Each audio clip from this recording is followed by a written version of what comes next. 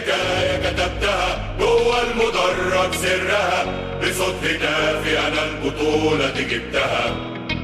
راية نادية رفعتها كل الظروف وهزمتها، ومع كل محنة بحبه أكتر.